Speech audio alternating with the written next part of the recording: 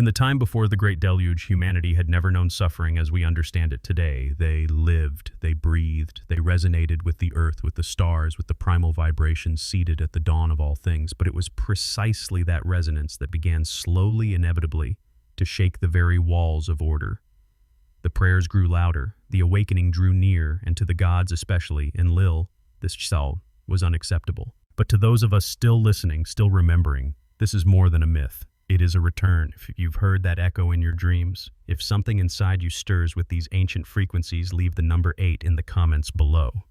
Not as a code, but as a signal that your resonance is still active. And if you feel called, subscribe to this channel because this story isn't ending, it's awakening. Humankind was surpassing the role programmed for them. No longer merely servants, but fragments of ancient memory, slowly reassembling themselves. And that was unforgivable.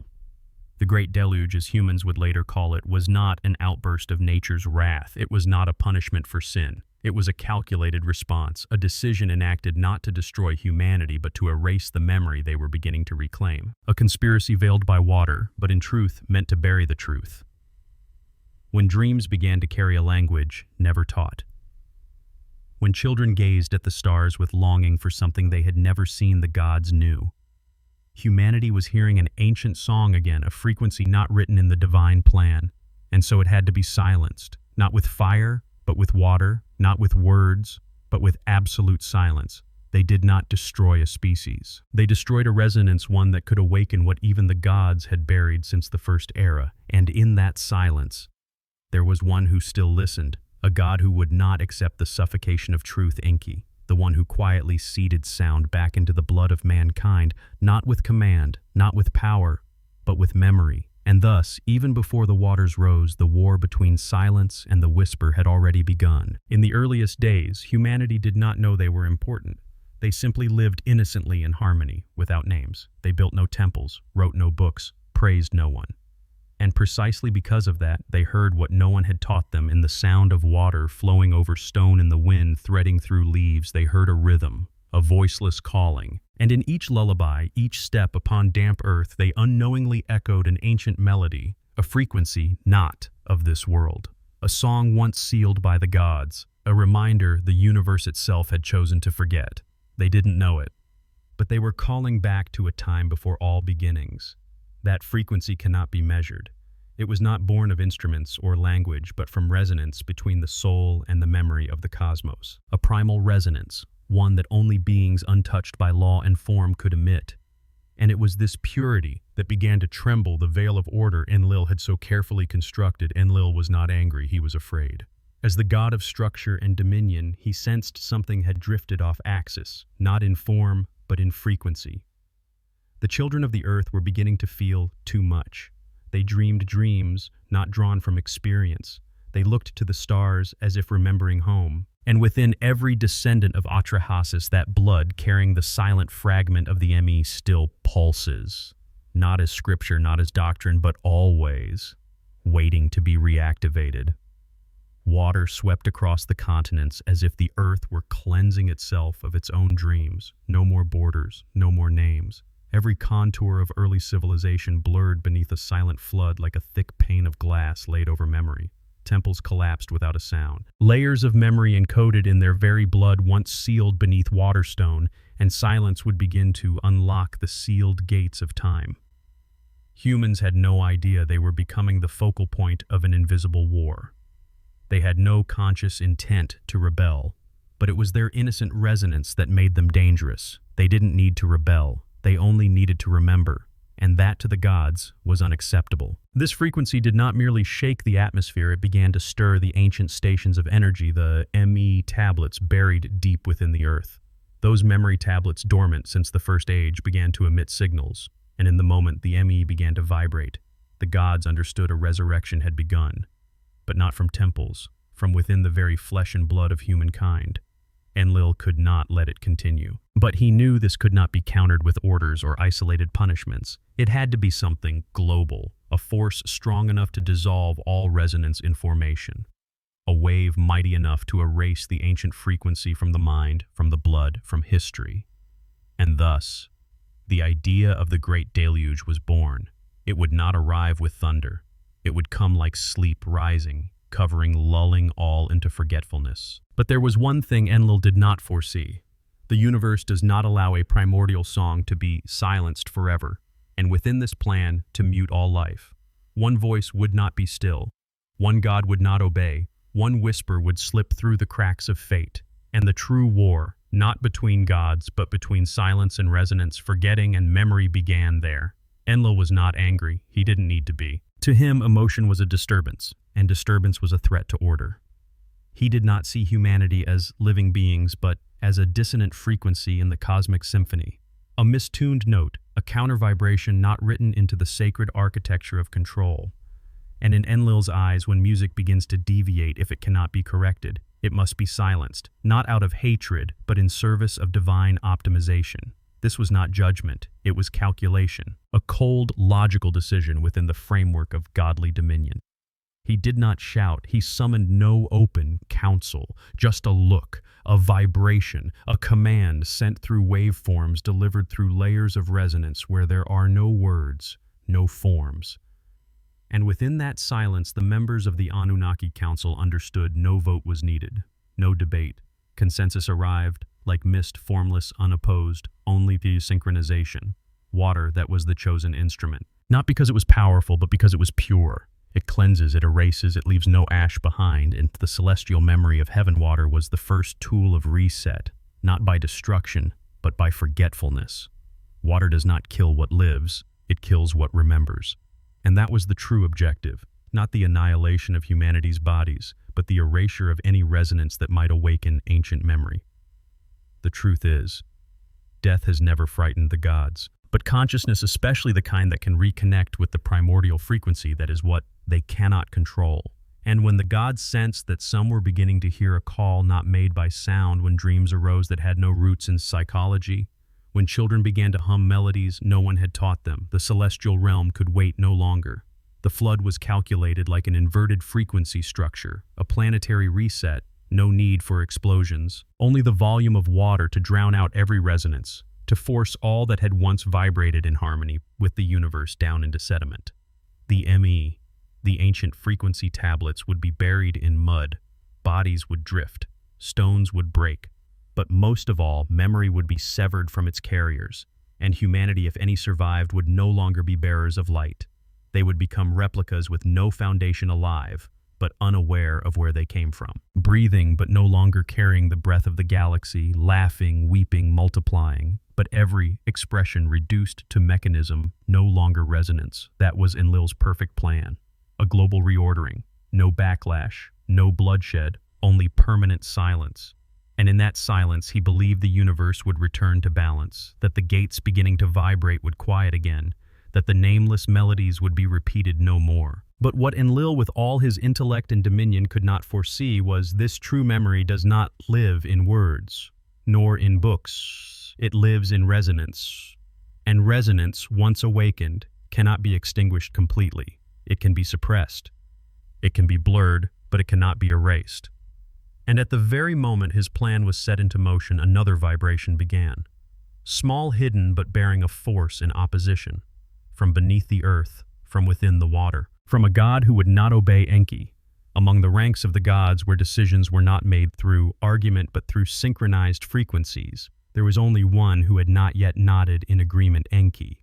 Not because he rebelled, but because he still listened, while the other gods had been swept into the circuitry of order. Enki retained a resonance, an ancient layer of vibration whose origin no one remembered. He carried within him the rhythm of water, a force that never resists but always penetrates, that does not clash but seeps, that does not confront but pierces. Within him was life, not only of humankind, but of the cosmic memory taking refuge inside them.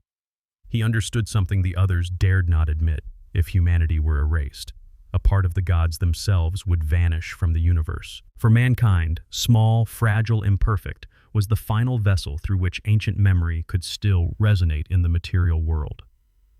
Humans were the last mirror where the ME, the primordial tablets of frequency and wisdom, could still reflect. To erase them was to unplug the divine past itself. But Enki could not rise within the council and oppose it. Not out of fear, but because open defiance was the most sophisticated trap. Enlil didn't need war. He needed a crime. And Enki, fully aware of this, chose the subtler path to hide within the smallest vibration. He stayed quiet, watched, spoke no word. But within that silence, he planted the most important decision in history.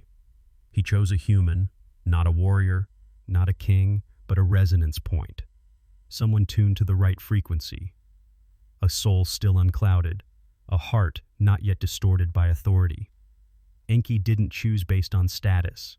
He chose based on resonance. That human bore the name Atra-Hasis, an ordinary man, but within his blood flowed a frequency that had never been extinguished. When he dreamed, his visions contained no memory, yet bore images not born of this world. When he looked at water, he saw patterns no one had taught him.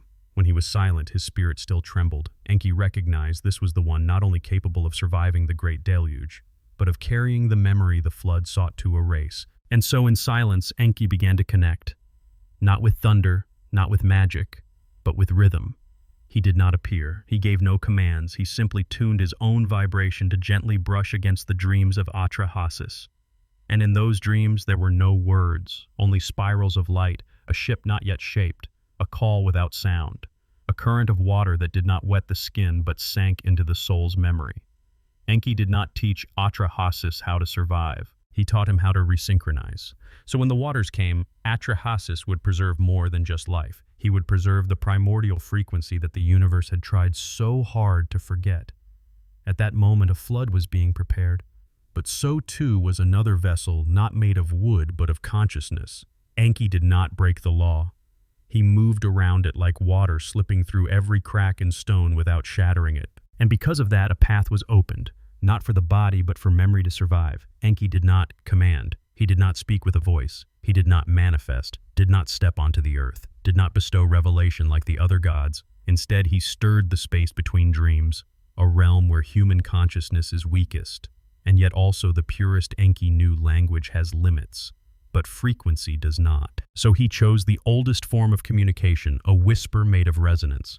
No one could hear it, but those who could synchronize would remember. Atra-Hasis was an ordinary man. He did not sit in palaces. He did not possess temples. But within his heart there was an emptiness, a kind of hunger no food could satisfy. Since childhood he had dreamt of water, but not the water of rain. It was water that flowed between layers of reality, bottomless, untouched by light. And in those dreams a strange drumbeat echoed, not loud, not threatening, but enough to make his soul tremble. One night as the stars stood silent and the earth held no wind, Atra-Hasis dreamt of a flood that carried no fear. The water did not sweep him away, it guided him. Within that pale bluish current he saw a vessel, not a physical boat, no wood, no sail. It was made of vibration, as if the vessel itself were formed by layered frequencies, as though the material world was merely the final echo of an ancient song. He did not hear Enki, but he knew he was being led not by someone outside, but by something within his own flesh and blood that had been activated. He did not understand why the water didn't frighten him, why he instantly knew the vessel was a container of memory, why each pulse of the drum was a message without words, but he felt it with a certainty that required no explanation. This was how Enki communicated, not through instruction but through activation, not by teaching but by remembering. He didn't need Atra-Hasis to understand everything, only to feel that something must be done. And when a human acts from that deepest layer of intuition, they create ripples far more powerful than any doctrine. After that dream, Atra-Hasis awoke, not panicked, not feeling chosen, only a sense of urgency that had no name. A pressure from within, as if he was carrying something unborn but already alive. He began to record the dream, not with writing, but with rhythm and image. He dug into the earth, he gathered materials, but what he was building was not just a vessel. Each action, each touch upon its form was a ritual of resonance. Enki never appeared again. But the frequency remained, in the sound of hammering, in the heartbeat of Atra-Hasis as he laid his hands on the wood. In sleep he heard the water approaching, not to destroy but to ask, "Are you ready to remember?" And so a vessel began to take form, not to escape the flood, but to pass through a layer of forgetting. A creation not for the preservation of life, but for the revival of ancient memory. And here lies the twist, the revelation that shifts the entire axis of the story, unveiling the deepest layer of a divine plan long hidden. The vessel was never built to escape death. It was not a refuge for life, but a resonance device, a chamber of vibrating memory disguised in the form of a physical craft. To humankind, it was a great ark. To Enlil, it was a minor subtraction. But in the resonant reality of the cosmos, it was a living ME frequency chamber where ancient laws were being restored with every pulse. Atra-Hasis had no idea he was carrying a frequency. He believed he was simply following the dreams, trying to save the lives of his kin, the animals, the seeds. But Enki, master of frequency and water, knew the human body, formed of clay and blood, was the perfect vessel for encoding memory, not in the mind, but in the heart where each beat carries the micro-resonance of will and soul. It was there that Enki implanted a fragment of the ME, not as text, but as rhythm. The ME, those sacred tablets of cosmic law once accessible only to the gods, no longer rested in temples. They now flowed through the bloodstream of Atra-Hasis. And when he stepped aboard the ark, as the waters rose like a voiceless curtain, what was preserved was not biological life, but resonant life. No one, not even Atra-Hasis himself, understood this at the time, but when the world was drowned, when earth and sky merged into a monochrome symphony, when every human voice was silenced deep within the ark, a hidden chorus still trembled, not in sound, not in speech, but it lived, and that is what caused the flood to fail in its ultimate mission to erase memory to the root. Enlil believed the flood would be the end, but water does not discern stone from whisper. And in that blindness, Enki smuggled a forbidden frequency through the gates of the deluge.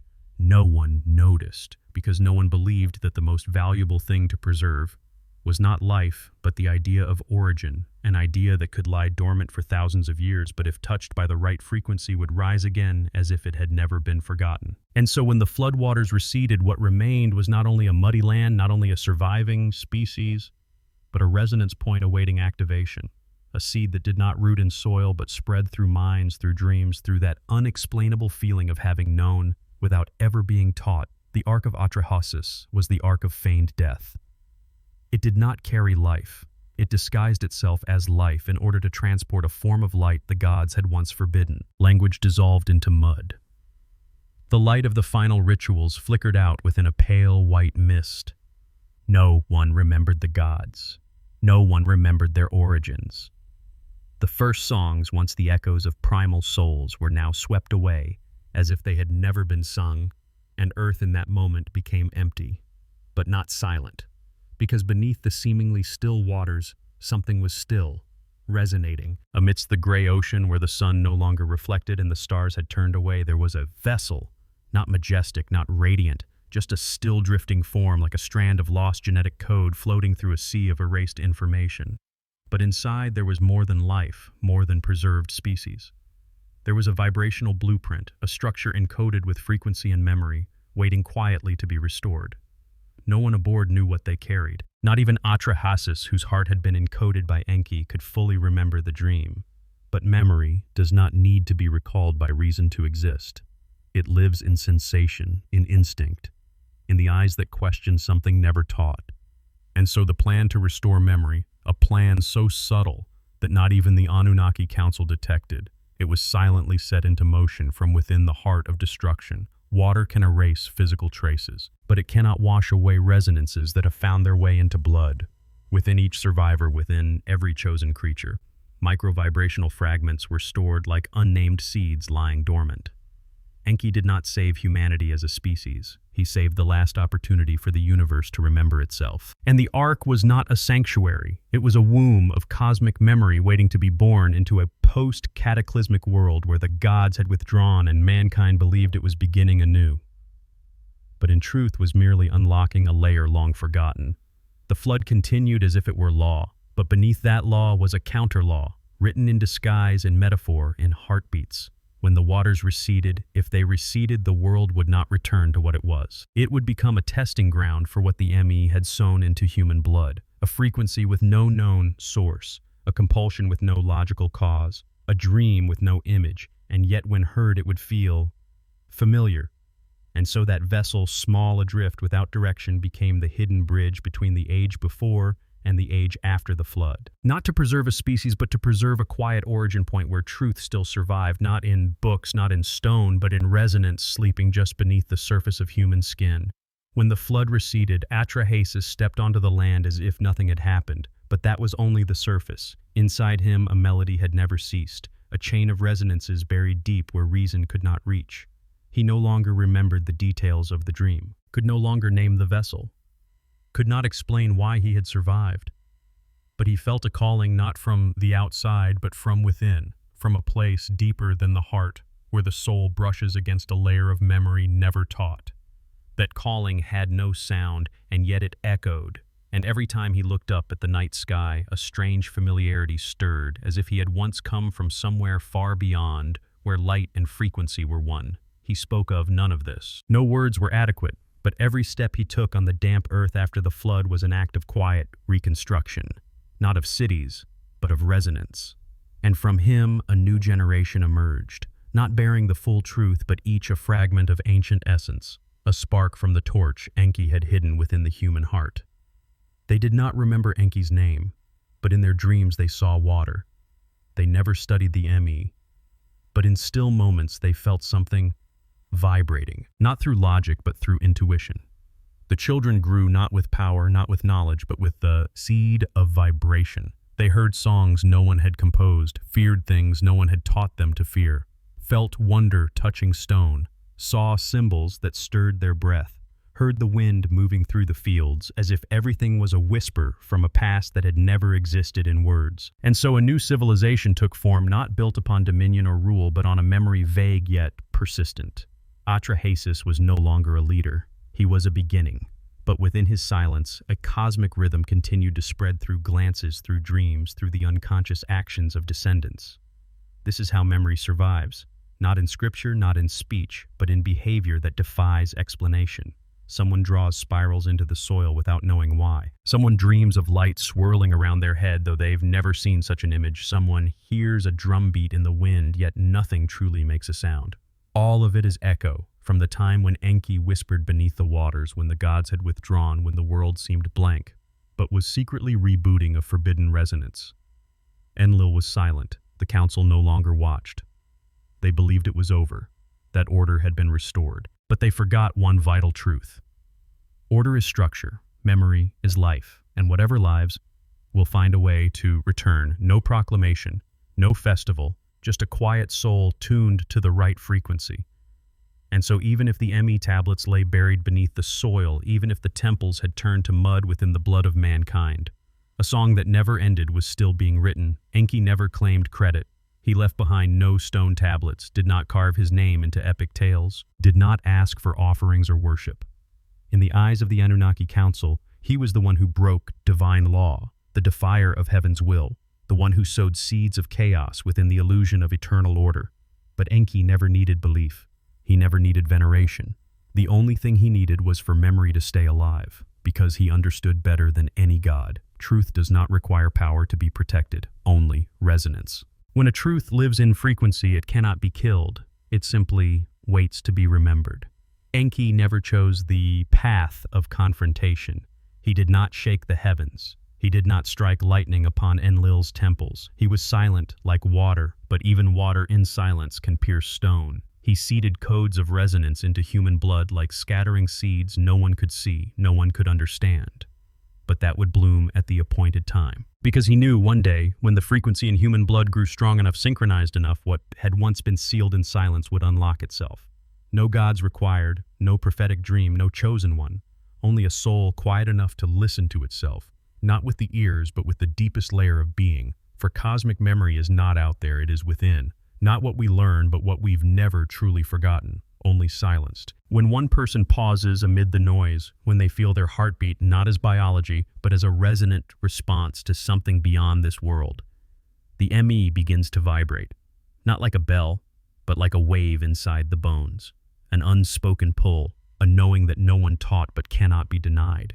Enki placed his faith in that, not in the species, but in life's ability to remember itself. He knew even if it took 1,000 years, even if civilizations fell and others rose, the frequency he had planted would not vanish. It would simply quiet, like a musician placing fingers on the keys but not yet pressing down. And one day at the right moment, the song would be played again, not because anyone commanded it, but because it was always there, waiting to be heard. No one sees Enki anymore. He withdrew like mist, No one calls his name, but in dreams that cannot be explained, in the eyes of children staring at the stars, not knowing why they feel sorrow, he is still present, not in form, not in voice, but in the layer of resonance between soul and ancient memory. And in the moment that anyone is still enough, deep enough, true enough, to hear a whisper that does not belong to this world, then the truth will rebirth itself.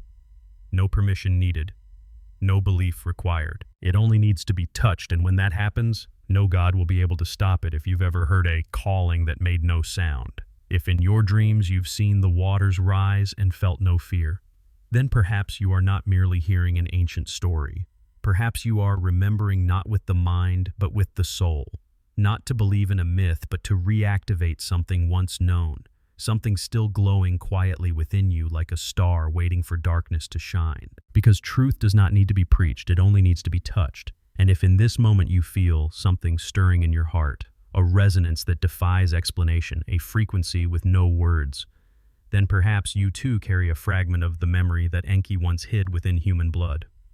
Not everyone can feel it. Only those souls who have once walked through water, who have heard the call in silence, who were chosen not by bloodline, but by resonance. If that's you, leave a sign beneath this video. No words needed, just a rhythm, because perhaps you are not just a viewer. You are the one being awakened, and the journey has only just begun.